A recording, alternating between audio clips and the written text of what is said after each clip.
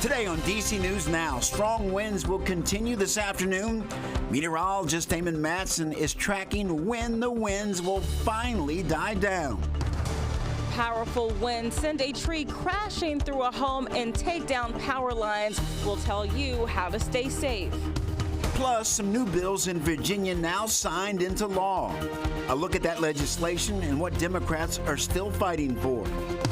The cherry blossoms reaching stage 3. We've got a look at them on the tidal basin. And a program in Montgomery County using drones to help police. It's not just going to be supportive for local law enforcement, it's going to be supportive for community. Why the Maryland governor says he's in support. You're watching the station covering all of the DMV. This is DC News Now. Good afternoon, and thank you for joining us for the news at noon. I'm Mark Hall. Meteorologist Damon Matson joins us with the latest check on the forecast. Damon, it was a windy Sunday, a windy start to the week. When is this going to let up? I mean, Mark, those winds were howling. You said you heard them yesterday, I heard them right? last night, man. Yes, exactly. I mean, these winds are something else, and we've noticed the damage that they have caused in certain parts of the region, and unfortunately here, folks, these winds have not let up just yet. That being the case, we do have an update. Wind advisories are still in effect for parts of the viewing area. Now, back across western Maryland, West Virginia, generally out into the highest terrain west of I-81. No longer do we have that tan color over some of our counties to the west. And also, wind advisories have been dropped to the south, down toward Luray, Woodbridge, over towards southern Maryland here. No longer do we have wind advisories in effect. But for the D.C. Metro,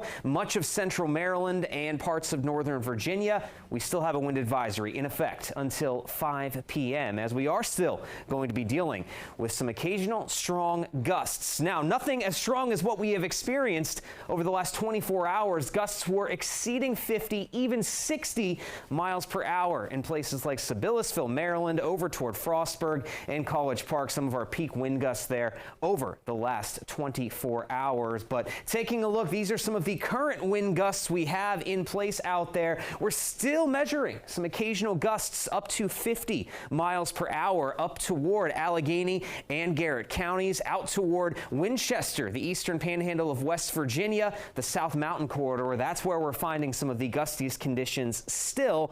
Meanwhile, as you look back toward the DC Metro, nothing to scoff at, if you will, either. Still gusts 30 to 40 miles per hour as we go into the afternoon. So just expect more of that wind, though it will be starting to lighten up ever so gradually through the rest of the afternoon into the evening. If it wasn't for that, this would be a downright beautiful day. We're looking at pure sunny skies. Temperatures are going to make a run back to the mid-50s, but we have a little ways to go before warmer conditions arrive. So we'll let you know when the wind calms down and when things will start to warm up, coming up in your full forecast here in just a bit.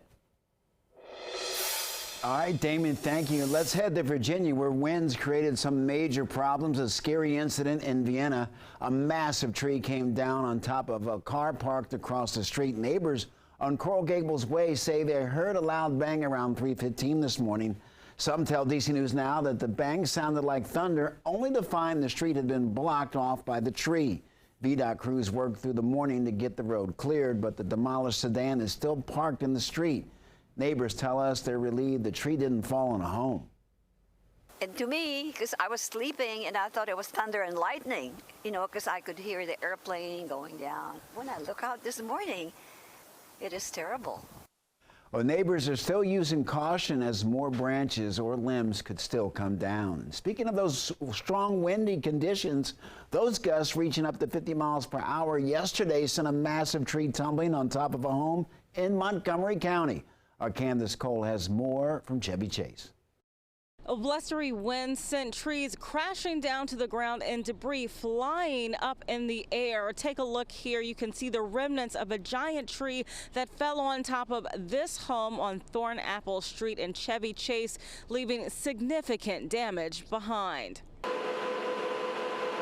Take a look at your screen. This massive 75-foot tree came crashing down on top of this home in Chevy Chase, blocking the road and taking with it a few power lines, making for a dangerous situation. And on MacArthur Boulevard, another tree blocked traffic between Picasso Lane and Falls Road and Potomac, also downing power lines and damaging a fire hydrant. Luckily, no one was injured in either incident, but power was cut for a while for neighbors living in those areas. And we want to stress staying safe if you encounter any downed power lines. If you're on foot and you run up on them, you'll want to make sure you keep both feet on the ground and quickly shuffle away to safety. And if you are in your car, stay put. Do not touch the frame or anything metal. Call for help and wait for someone to come get you to safety. Reporting in Chevy Chase, Candace Cole, DC News Now. All right, Candace, thank you. Developing now, a hotel fire in Prince George's County leaves one person dead. And County Fire and EMS say it happened around 7:45 this morning at a Days Inn on Allentown Road in Camp Springs. They say the fire was found on the second floor. Firefighters found one man who was deceased. They were able to put out the smoke and flames. No other injuries were reported. Well, in Fairfax County, Virginia, state police are investigating two separate deadly crashes that happened within 10 minutes of each other. The first crash happened around 3:40 yesterday morning near exit I-176 and I-495. Officials say a person was changing a car tire when they were hit by a truck. That person died at the scene. The second crash happened around 3:50 a.m. also on I-495. Witnesses say a woman stumbled into traffic and was hit. She also died. In Fairfax County, a suspect is in custody after an hours-long barricade, and officials say the suspect locked himself inside of a home on Chestnut Avenue in Mosby. Well, police say the man is accused of abducting and assaulting someone. Officials say the victim was safely removed from the home, and all police arrested the suspect just before 10 o'clock last night.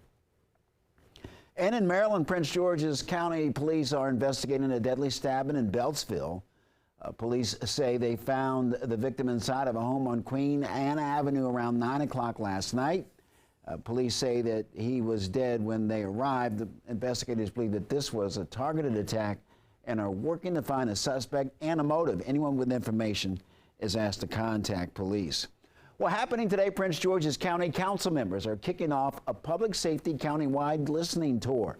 This is being organized by District 2 Council member Wanika Fisher and at-large council member Calvin Hawkins. Officials say that this is a chance for people living in the county to raise concerns they have about public safety. The tour will make stops in Brandywine, Hyattsville, and Largo. The sessions will happen today, Wednesday, and Thursday from 6 to 7:30 p.m. All right, new at noon, the Board of Supervisors in Fairfax County meeting tomorrow to discuss data centers in the county.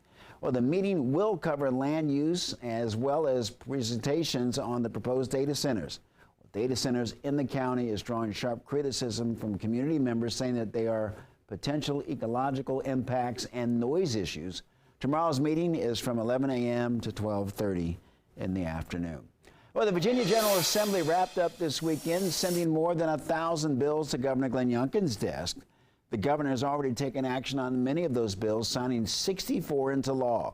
That includes a bill legalizing same-sex marriage and another prohibiting public universities from giving preferential treatment in admissions to students related to donors or alumni.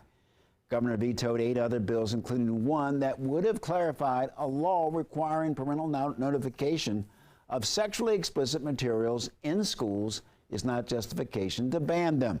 The governor also vetoed legislation that would have required Virginia to rejoin a data-sharing interstate compact aimed at fighting voter fraud just a year after withdrawing from the agreement.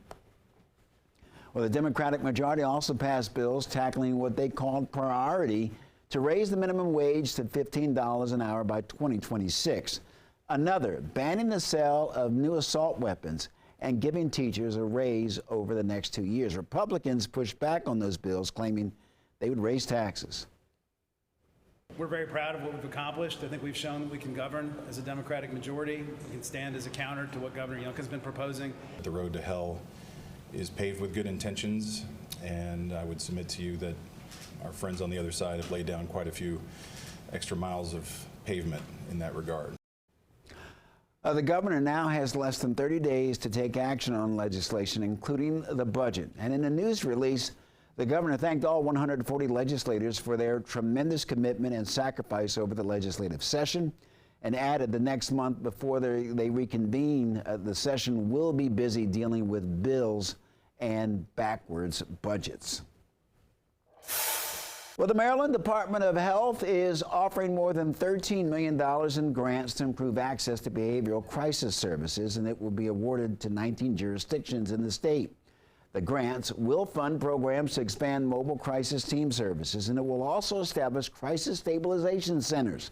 Leaders say that both services will help reduce visits to the emergency department and reduce contact with police. Leaders also say that both services will operate for 24 hours to help people who are in crisis.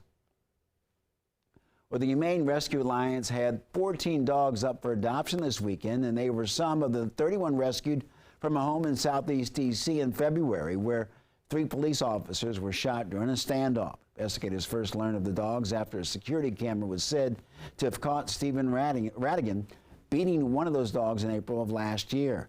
They went to his home twice in January to address the dog's living conditions, which included metal cages.